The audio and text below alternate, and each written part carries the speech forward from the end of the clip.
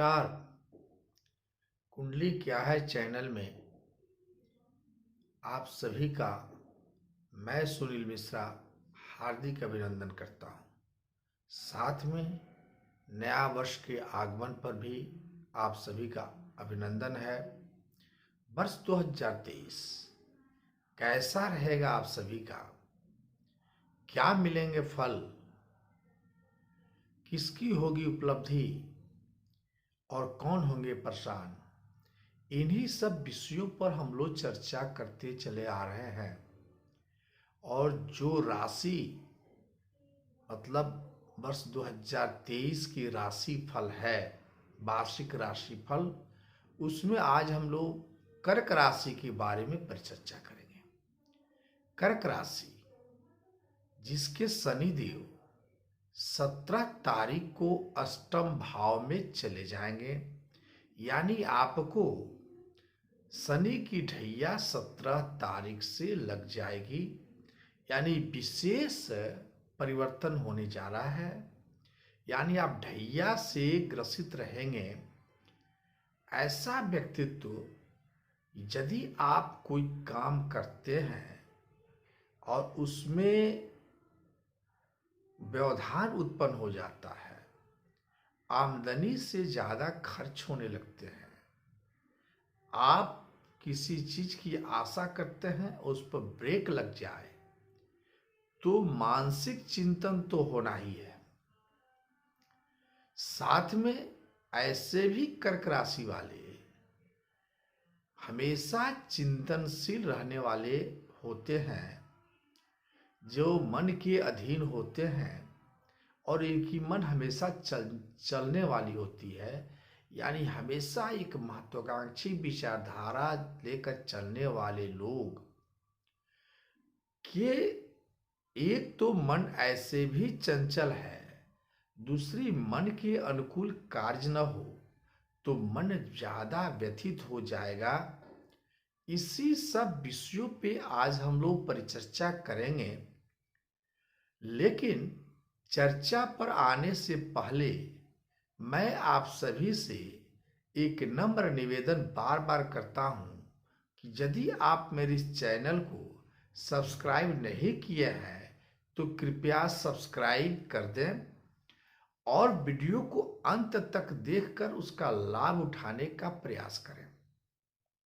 मित्रों, जो राशि परिवर्तन इस साल होने जा रहे हैं, यूं तो जो साल में जो हम लोग किसी के बारे में जानना चाहते हैं तो 4 राशियों को महत्वपूर्ण स्थान दिया गया है, जिसमें शनि देव, राहु और केतु और बृहस्पति देव को स्थान मिलता है, क्योंकि ये लोग 1 साल से ऊपर, यानी कह सकते हैं कि जैसे शनि 2.5 साल एक ही राशि में विराजमान होते हैं, वहीं चंद्रमा 2.5 दिन रहते हैं, तो अन्य राशियां जो है कम दिनों के लिए आती हैं।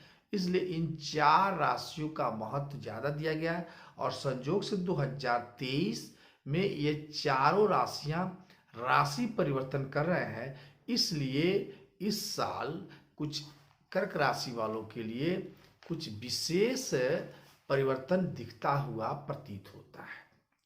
हम लोग ये जाने कि कैंसर जिसको कहा गया है, यानी कर्क राशि, इनकी सबसे पहले 17 फरवरी से शनि देव जो है वो राशि परिवर्तन करके 7वें स्थान से अष्टम भाव में जा रहे हैं। तो अब ये कहा जा सकता है कि जैसे ही शनि देव अष्टम स्थान में जाएंगे, आपको मानसिक तनाव, कैरियर में थोड़ी सी परेशानी, धन से संबंधित मामलों में परेशानी, और जहां तक दिखती हुई प्रतीत होती है कि किसी न किसी कार्यों में व्यवधान उत्पन्न होता हुआ प्रतीत होता है। ठीक है।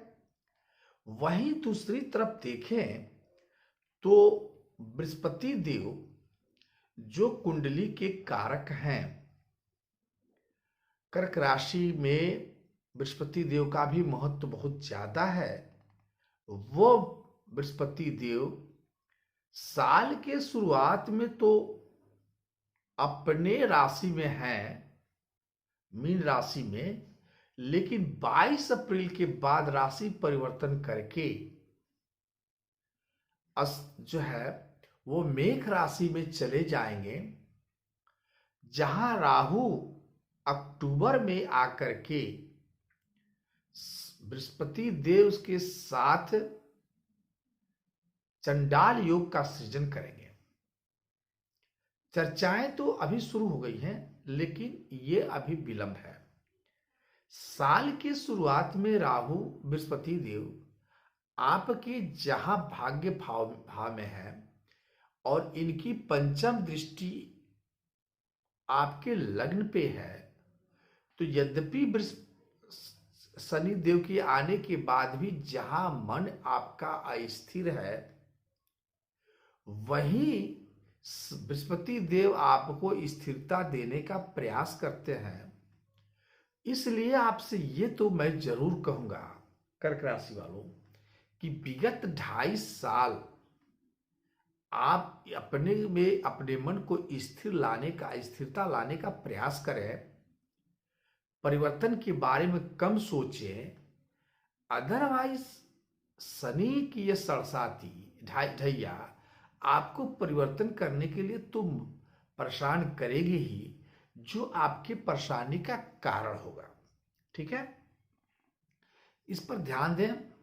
तो अब ये मैं कह रहा था कि जहां भाग्य भाव और धर्म भाव को मजबूत कर रहे थे बृहस्पति देव, वो अप्रैल में जो है आपके कर्म भाव में प्रवेश करके आपके कर्म को बढ़ाएंगे। लेकिन राहु के आ जाने से गुरु चंडाल योग का सृजन होगा। तो एक तरफ शनि देव जो आपके कुंडली में एक तरह से कहा जाए तो एक नीच के भी हैं, तो दूसरी तरफ शनि देव आपके कुंडली में इनकी दृष्टि राहु पर भी पड़ रही है। तो यह एक तरह से कष्टकारक समय होगा मेरे अनुसार। और जहां ये कर्म स्थल को इंप्रूव करेंगे, वहीं शत्रुओं से आप निरंतर परेशान रहेंगे, झूठे आरोप लगेंगे, परिवार के अंदर आप ज्यादा समय नहीं दे पाएंगे, या ये कहें कि परिवार में भी आपका महत्व कम हो जाएगा, और ये थोड़ी सी बीमारियों का भी सृजन करते हुए दिखते प्रतीत होते हैं। अब हम लोग ये जाने कि बृहस्पति देव के आने से और राहु देव, तो राहु अक्टूबर में राहु आपके कर्म स्थान में, अक्टूबर में राहु कर्क राशि वालों के कर्म स्थान में जा रहे हैं। इसलिए अक्टूबर में, और वही केतु जो है आपके सुख भाव में बैठेंगे, तो हम लोग प्रति महीने के हिसाब से यह जाने कि अभी हमें क्या होगा क्या नहीं होगा। तो महीने के दर से जानने के पहले थोड़ी देर के लिए हम लोग कैरियर के बारे में जान लें। तो ये समझें कि जनवरी से अप्रैल तक भाग्य का साथ मिलेगा। उसके बाद जो है जब बृहस्पति देव आ जाएंगे, तो थोड़ी सी जॉब में परिवर्तन करने की विचार बनेगी, यात्रा भी करने की इच्छा हो जाएगा आपका। अगस्त महीने के बाद आप रिस्क ले सकते हैं, साल के शुरुआत में रिस्क न लें। सुखद प्रभाव, व्यापार का प्रभाव में वृद्धि तो होगी, लेकिन गाड़ी खरीदना चाहते हैं आप, तो कृपया अक्टूबर के पहले नई गाड़ी मत लें, परेशानी का कारण बन सकता है। इसके अलावा अगर प्रॉपर्टी वगैरह भी खरीदना चाहते हैं, तो अक्टूबर के बाद आप ले सकते हैं।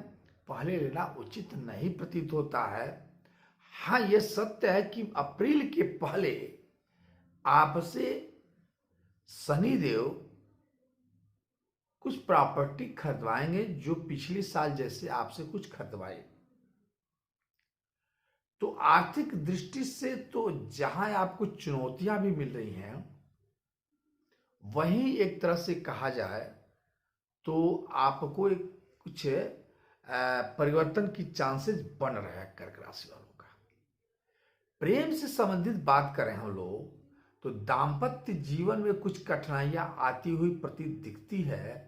शनि या शुक्र के युति जो साल के शुरुआत में हो रही है, तो पति पत्नी के बीच में कुछ विवाद या तनावपूर्ण संबंध हो सकता है।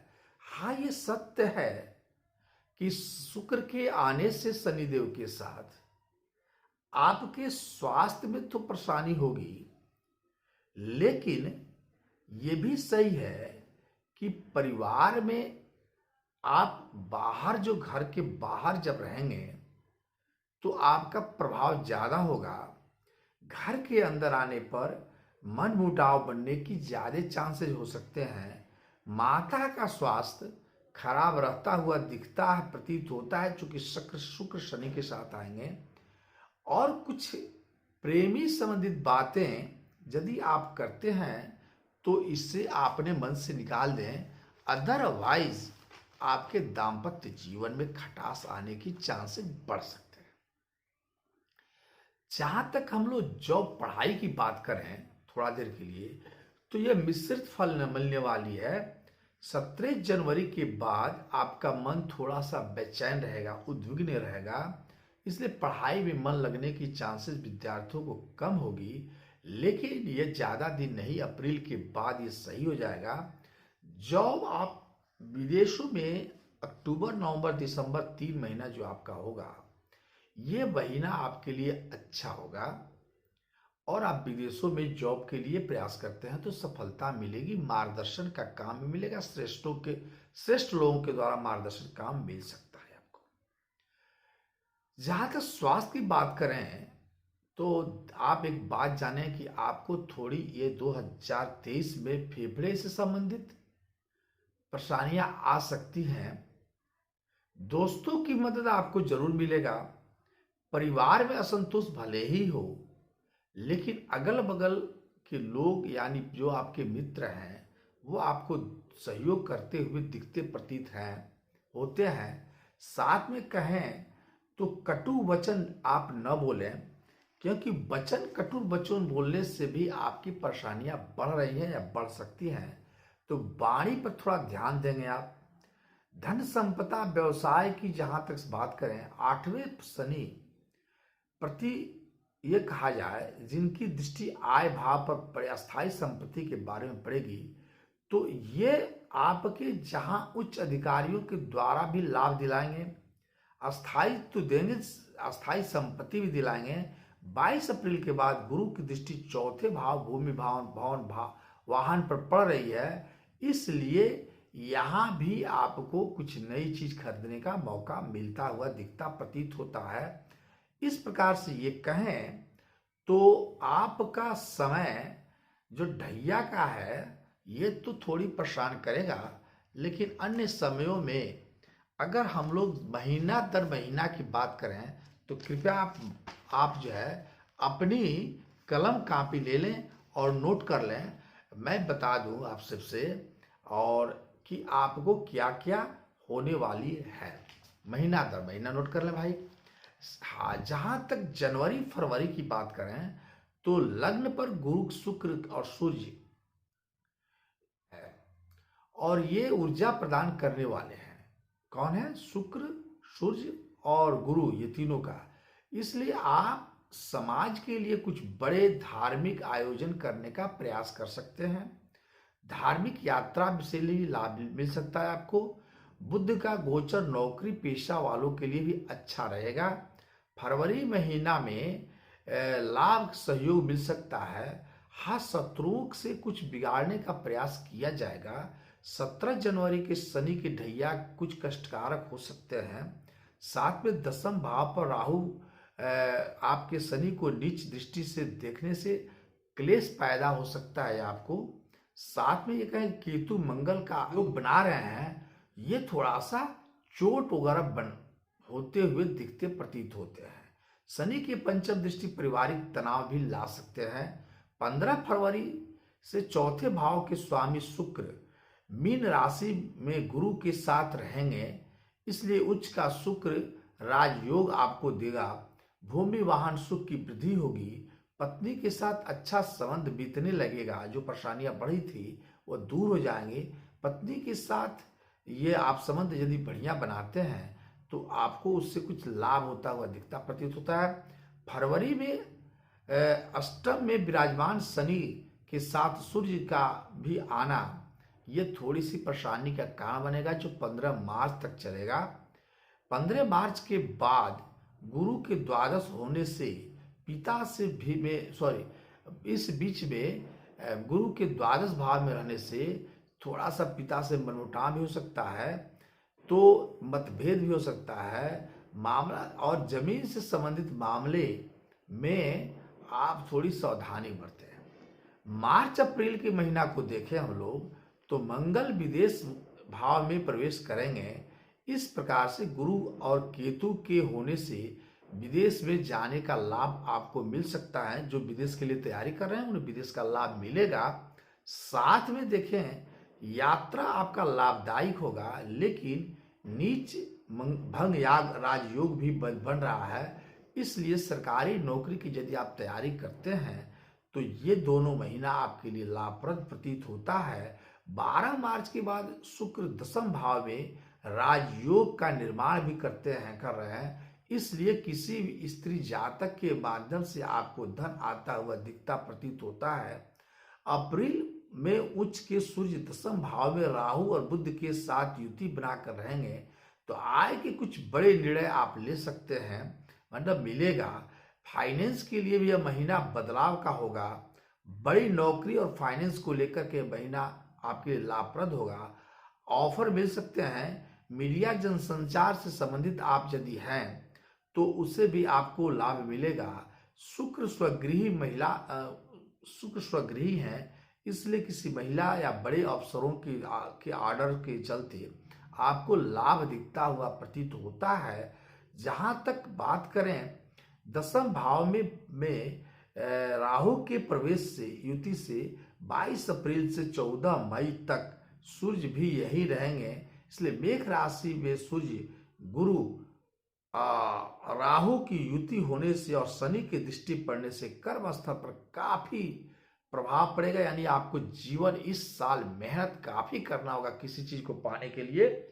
इतना ही नहीं, लेकिन एक बात है कि राजनीति क्षेत्र में अगर आप प्रयास कर रहे हैं तो इसमें सफलता मिलती हुई प्रतीत होती है। मई जून की बात की जाए तो 10 मई से मंगल का कर्क राशि में गोचर और से एक चीज तो होगा कि मंगल नीच के रहेंगे। दसम भाव में गुरु और राहु की बुध की युति होगी, तो इसलिए मौसमी इस समय आप थोड़ी बीमार हो सकते हैं। इसलिए मंगल लग्न में बैठकर शनि के साथ अशुभ कष्टकारक योग का निर्माण कर रहे हैं, इसलिए शनि मंगल एक दूसरे के छठे आठवें भी होंगे। इसलिए कहा जाए तो आप थोड़ी सी परेशानियों का कारण बन सकता है स्वास्थ्य से संबंधित, इसलिए सावधान रहें। जून माह में 12वें भाव में सूर्य का होना और चौथे में जो है मंगल का होना, ये भी आपके लिए थोड़ा सा समय अच्छा होगा। तो जून माह में आप थोड़ी सी जहाँ स्वास्थ्य परेशान थे वही आपको आर्थिक स्थिति थोड़ी सुदृढ़ होती हुई दिखती प्रतीत होती है। मित्रों, अब हम लोग जुलाई और अगस्त के बारे में जाने। जुलाई अगस्त में हम लोग को क्या हो सकता है, तो सूर्य का गोचर अनुकूल रहेगा आपके लिए। 8 जुलाई से बुध का लग्न में गोचर होगा। वाणी के प्रभाव के चलते थोड़ी सी परेशानियां आपको आ सकती है। मंगल शुक्र की युति के चलते व्यापार क्षेत्र में आपको लाभ मिलेगा। जहां तक 18 अगस्त को मंगल का गोचर और 7 अगस्त को मंगल का पराक्रम भाव में रहेंगे, 18 अगस्त से 7 जुलाई तक। इसलिए आप का पराक्रम में वृद्धि होती हुई दिखती प्रतीत होती है। मंगल के पराक्रम में यानी साहसी बनाएंगे आपको। शनि मंगल षष्ठाक लाभदायक रहेंगे। सितंबर अक्टूबर में हम लोग देखें तो चौथे भाव के स्वामी शुक्र कन्या राशि में गोचर कर रहे हैं, इसलिए शुक्र अपने निज राशि में यानी मित्र की राशि में बैठे हैं, इसलिए यह अच्छा रहेगा। लेकिन शुक्र की पर दृष्टि जो है केतु की वक्री दृष्टि पड़ रही है, इसलिए धन हानि होने की संभावनाएं बनती है। पत्नी के स्वास्थ्य में थोड़ी सी परेशानियां भी आ सकती है। संतान पक्ष अच्छे खबर दे सकते हैं। राहु का गोचर पराक्रम बढ़ाने वाला होगा। साल के आखिरी 2 महीना आपके लिए बेहतरीन रहने वाला है और पूर्ण अच्छा रहने वाला है। ये चीजें थी। तो इस प्रकार से 3-4 चीजें आपको मैं बता दूं कि कर्क राशि वालों के लिए। एक तो आप अपने वाणी पर कंट्रोल रखेंगे 2023 में। दूसरी, परिवर्तन करने के बारे में न सोचें, यानी जहां आप जिस कार्य को कर रहे हैं उसे में आप अपने आनंद लें। तीसरा, परिवार में मनमुटाव करने का भी प्रयास न करें। और चौथा, किसी पर स्त्री की तरफ न जाकर के अपने दाम्पत्य जीवन को बचाने का प्रयास करें। आपको ज्यादा किसी चीज की तकलीफ होती है तो आप कृपया चंद्रमा के, चूंकि आप प्रभावी हैं आप पर, और या कहीं कहा जाए कि चंद्र माने कर्क राशि की जो स्वामी चंद्रमा है, इसलिए चंद्रमा को आप प्रभावशाली बनाएं और भगवान शिव की आराधना करें, भगवान शिव की पूजा करें। निश्चित रूप से आप सोमवार को तो निश्चित पूजन करें। आप अपने यह 2023 आप अपने को सूर्य भगवान शिव की को समर्पित कर दें। वही आपकी कृपा करेंगे, आप पर कृपा करेंगे, आपकी रक्षा करेंगे। और 2023 अगर भगवान शिव की कृपा रही तो आपके लिए अच्छा होगा, लाभप्रद होगा। फिर हम लोग मिलेंगे नेक्स्ट वीडियो जो आने वाला होगा कर्क के बाद, उस में हम लोग चलेंगे। हाँ, मैं ये बात जरूर बताने से भूल गया था कि कर्क राशि वालों के लिए यह साल में आप अगर किसी चीज़ की परेशानियां होती है तो आप मेरे मोबाइल नंबर से मुझसे संपर्क कर सकते हैं। हाँ, संपर्क करने के लिए आपको सुबह 7 बजे से 10 बजे के बीच में फ़ोन करें।